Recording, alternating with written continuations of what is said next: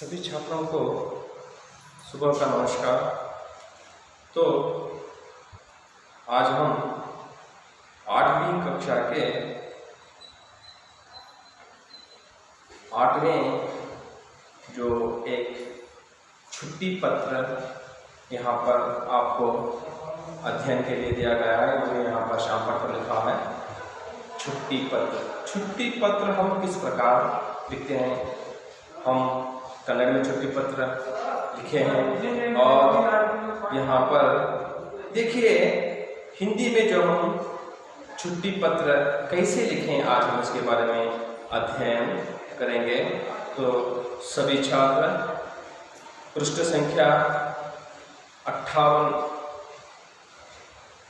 आप देखें, और इससे पहले मैं आपको यहाँ समझाता हूँ कि इस छुट्टी पत्र के निहित जो कठिन शब्द आए हुए हैं, उन कठिन शब्दों को हम, जो नए शब्दों को हम पहचान कर इस पत्र लेखन की ओर बढ़ें तो हमें बहुत ही आसानी से यह छुट्टी पत्र के अर्थ मालूम हो जाएंगे। तो देखिए 59 पृष्ठ संख्या में जो शब्दार्थ है, जो नए शब्दों के अर्थ है, प्रेषक। प्रेषक यह शब्द का अर्थ है भेजने वाला। समझ लीजिए कि आप पत्र लिख रहे हैं तो यहाँ भेजने वाला कौन हो गया? आप हो गए। प्रेषक कौन हो गए? आप हो गए। अर्थ प्रेषक, इसका अर्थ भेजने वाला, जो पत्र भेजने वाला। आदरणीय शब्द है, आप कन्नड़ पत्र लेखन में भी इसको उसी शब्द से संबोधित करते हैं, आदरणीय महोदय कहते हैं। तो यहाँ पर यह एक गौरव सूचित शब्द है जो गौरव के रूप प्रदान करता है। इसका अर्थ भी हो गया गौरव, सम्मान के योग्य। जो सम्मान गौरव के योग्य हो उसको हम आदरणीय महोदय, आदरणीय, इस प्रकार के शब्द को संबोधित करते हैं। और एक शब्द है उपर्युक्त। उपर्युक्त इस शब्द का अर्थ हो गया ऊपर कहा गया। शब्द ही बता रहा है उपर्युक्त, जो ऊपर कहा गया। इसको हम कन्नड़ में कहते हैं ई मेलकंडंते, इस प्रकार संबोधित करते हैं शब्द हम पत्र लेखन कन्नड़ा में। उसी प्रकार हिंदी में भी हम उपर्युक्त एक शब्द उपयुक्त करते हैं। इसका अर्थ हो गया ऊपर कहा गया। निवेदन, निवेदन का अर्थ हो गया प्रार्थना, मनवी, प्रार्थना या मनवी। एक शब्द इस छुट्टी पत्र के नियत आया हुआ है शादी। शादी का अर्थ होगा विवाह। शादी का अर्थ है विवाह, जो हम कन्नड़ में कहते हैं मदुवे, लग्न कहते हैं। और देखिए कृपा, कृपा शब्द है, इसका अर्थ दया, कृपे, कन्नड़ में कहते हैं हम कृपे। अभिभावक, और एक शब्द है अभिभावक। अभिभावक अर्थात देखभाल करने वाला या रक्षा करने वाला। आपके अभिभावक कौन है? आपके माता पिता हैं। आपके अभिभावक कौन है? आपके भाई बहन हैं, आपके सगे संबंधी हैं, हो सकते हैं। किसी के माँ बाप हो, किसी के भाई बहन हो देखभाल करने वाले, किसी के नाना नानी हो, वे सभी अभिभावक हैं, वे सभी अभिभावक आ जाएंगे। तो छात्रों ध्यानपूर्वक एक बार बस आप देख लेंगे तो इस छुट्टी पत्र को हम कैसे लिखना चाहिए, यह आपको बहुत ही लाभदायक सिद्ध होगा। आप अभी 8वीं कक्षा में ही छुट्टी पत्र लिखने का अभ्यास कर लेंगे तो आगे चलकर 10वीं कक्षा में आपको 4 या 5 अंक आसानी से मिल जाएंगे। आज हम पत्र को 5 अंक देने का कार्य कर रहे हैं। अब हम 80 मार्क्स के लिए जो लेखन, जो वार्षिक परीक्षा लिखते हैं, उसमें 5 अंक के लिए छुट्टी पत्र आपको अवश्य आ जाएगा। तो छात्रों, अभी से ही आप इस छुट्टी पत्र को लिखकर, ध्यानपूर्वक समझकर, लिख कर अभ्यास करेंगे तो आपको 5 अंक अभी से ही मिल जाएंगे। तो छात्रों, हम देर न करते हुए इस छुट्टी पत्र को कैसे लिखें और आसानी से हम कैसे 5 अंक को प्राप्त करें, इसके बारे में हम देखेंगे। तो देखिए, छात्र छुट्टी पत्र लिखना सीखते हैं, आशय है इसका। इस छुट्टी पत्र का जो आशय क्या है, आप सभी छात्र छुट्टी पत्र लिखना सीखते हैं। जो छुट्टी के लिए मांग होती है, जो आपको छुट्टी चाहिए होती है, उस छुट्टी को आप कैसे प्राप्त करें, एक पत्र लेखन लिख देकर आप अपने कक्षा के अध्यापक हो सकता है, आप अपने स्कूल के प्रधानाध्यापक हो सकता है, यदि आप किसी कोई भी कार्यालय में हो सकते हैं, आप उसको छुट्टी पत्र कैसे लिखकर देना चाहिए, इसका हम आज अध्ययन करेंगे। तो देखिए, सबसे पहले आपको अपनी इस तरह पुस्तक के दाएं ओर यानी बाएं ओर की तरफ आपको प्रेषक लिखा हुआ है। यहाँ पर प्रेषक जो यहाँ पर आपको लिखा हुआ है, आप सबसे पहले प्रेषक यहाँ पर देख सकते हैं। तो प्रेषक का अर्थ हो गया भेजने वाला। इसका अर्थ हो गया, जो कन्नड़ में कहते हैं आप इन द, अंग्रेजी में कह सकते हैं फ्रॉम। उसी प्रकार हिंदी में प्रेषक। तो प्रेषक आप सभी पत्र लिख रहे हैं, पत्र लिखना सीख रहे हैं, तो आप सभी छात्र अपने अपने नाम लिखें। और यहाँ पर आपकी पुस्तिका में सुधा नामक एक छात्रा पत्र लिख रही है। देखिए, यहाँ प्रेषक, उसके नीचे सुधा, 8वीं कक्षा, सरकारी हाई स्कूल मैसूर। यह आपको एक विधा है। तो आप सभी छात्र अपना अपना नाम लिखकर उसके नीचे आपकी जो कक्षा है, यदि आप 8वीं कक्षा है तो 8वीं कक्षा, यदि आप 10वीं कक्षा है तो 10वीं कक्षा, यदि आप 9वीं कक्षा है तो 9वीं कक्षा लिखकर जो आपकी पाठशाला का नाम होगा, जो आपकी स्कूल का नाम होगा, उसका नाम लिखकर उसके नीचे आपके जो स्कूल जिस गांव में है उस गांव का नाम लिखेंगे। तो आप एक स्टेप को, तो आप एक हंत को पार कर लेंगे। देखिए कितना आसान है। प्रेषक लिख दिया।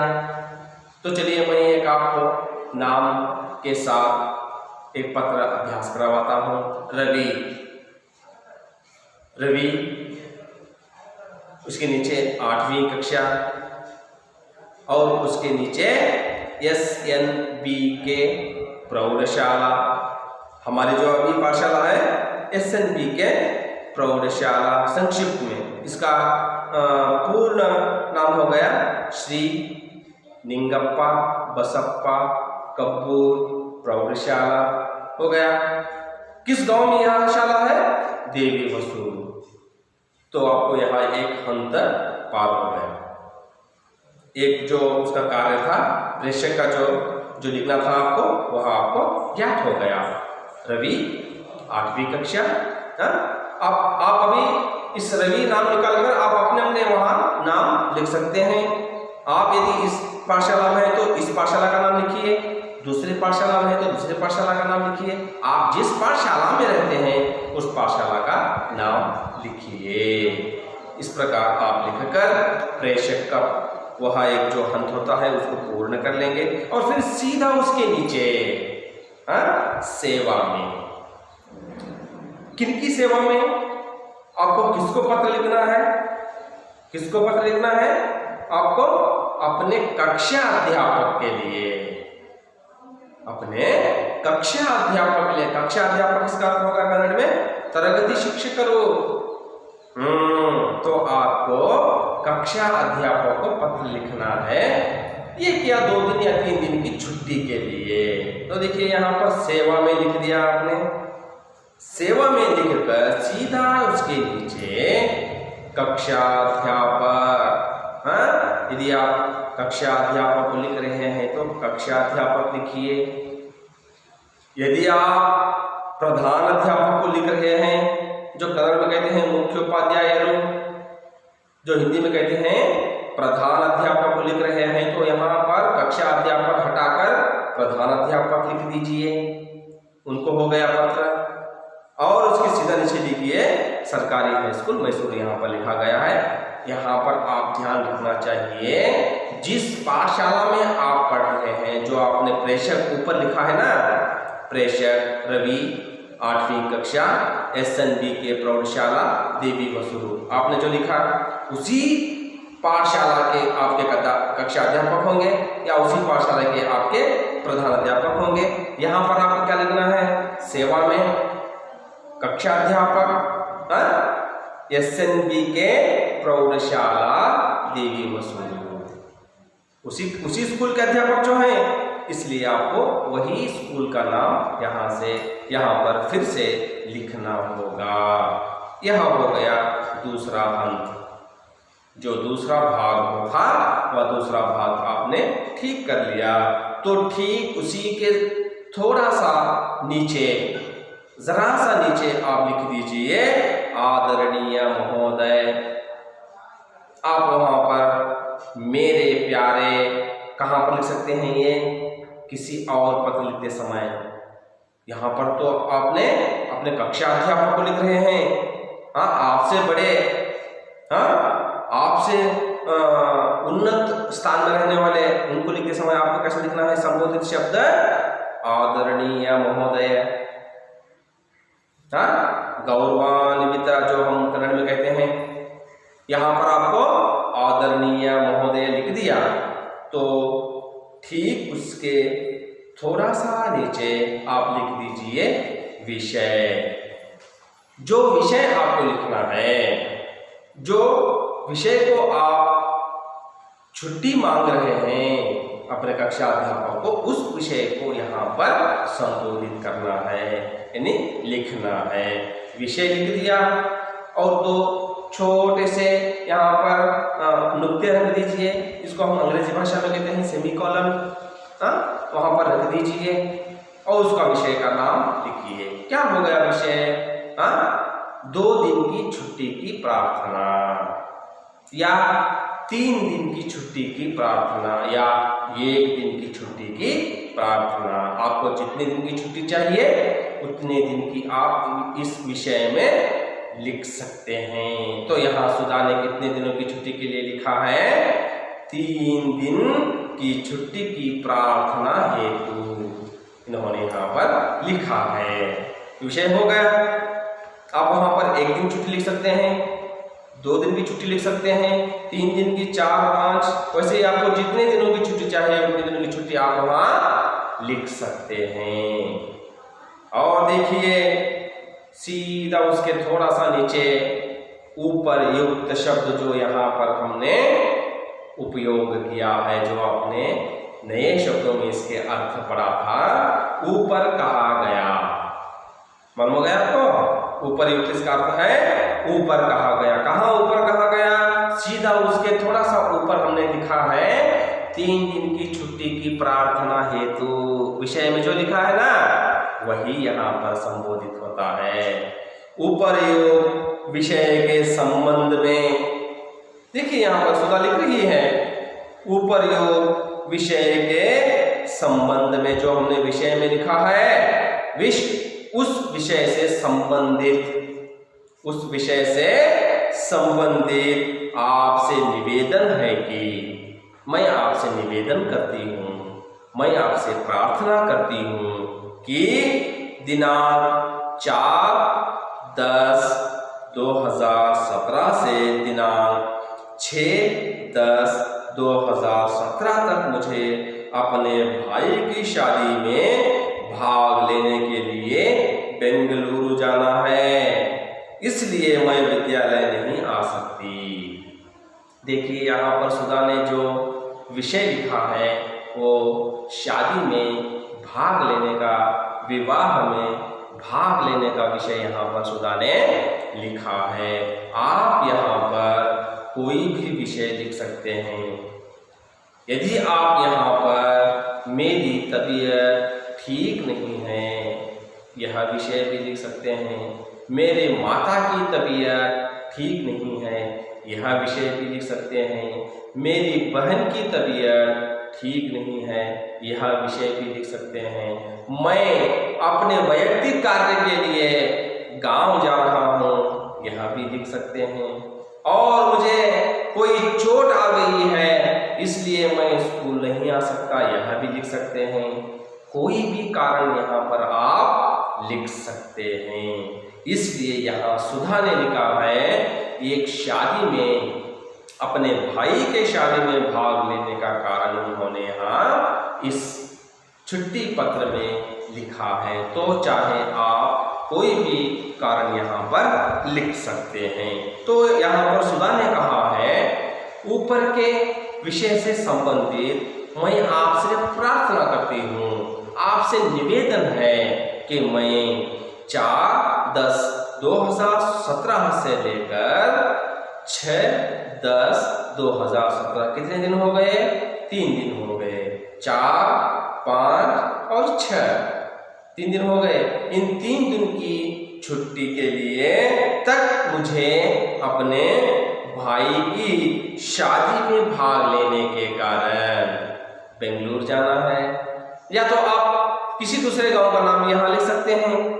बेंगलुरु ही कहाँ, आप दिल्ली लिखिए, आप मुंबई लिखिए, आप हैदराबाद लिखिए, आप गुजरात लिखिए, आप जितने आपको जहाँ जाना है वहाँ आप उसका नाम लिख सकते हैं। यहाँ पर सुधा ने लिखा है बेंगलुरु, जो उन्होंने कहा है अपने कक्षा अध्यापक से।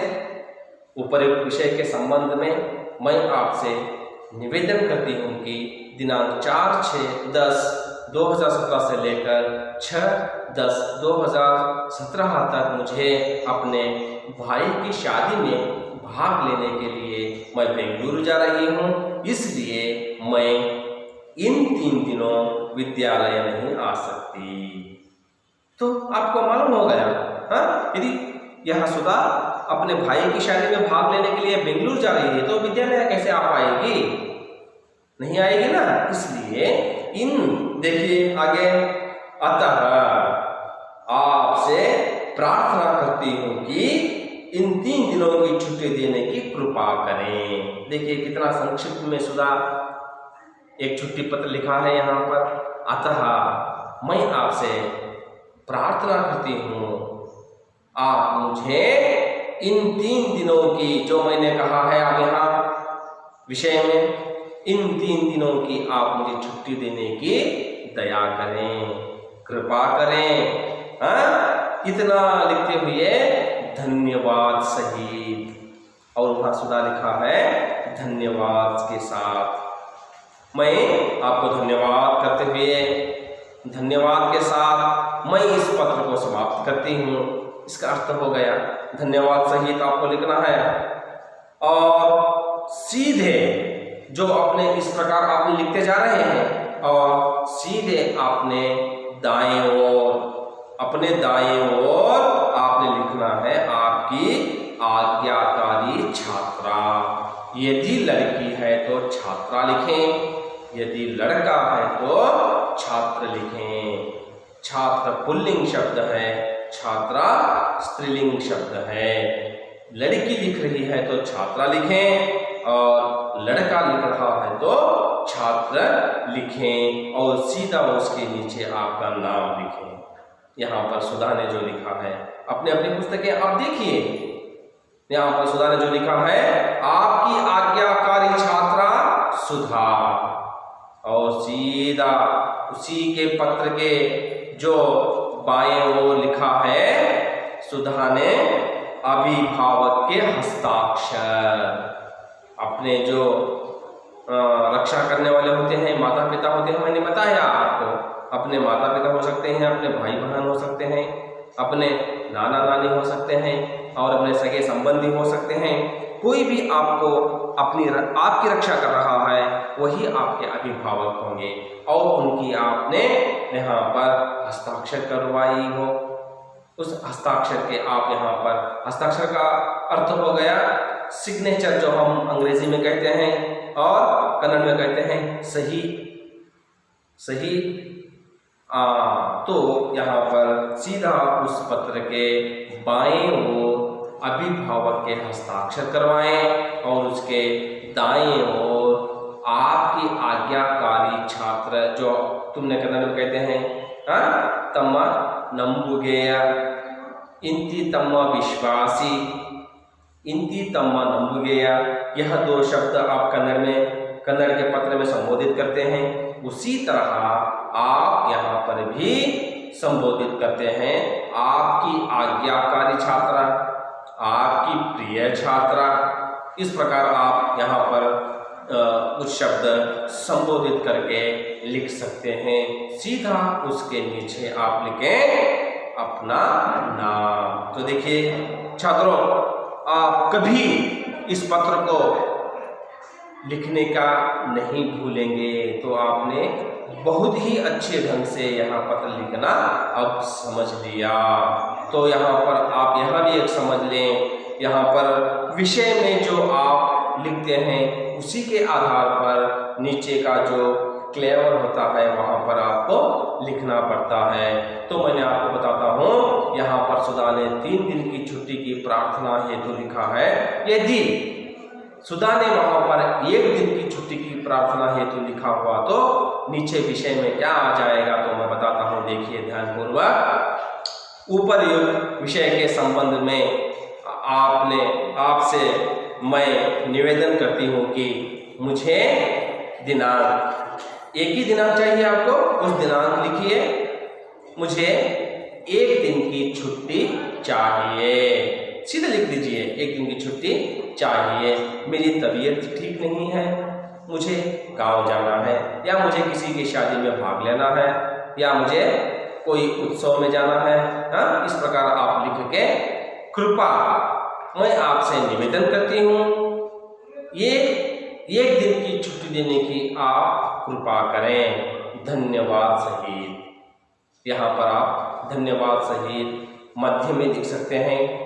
जो पत्र के मध्य में धन्यवाद सहित लिखकर आप दाएं ओर आपकी आज्ञाकारी छात्रा लिखें।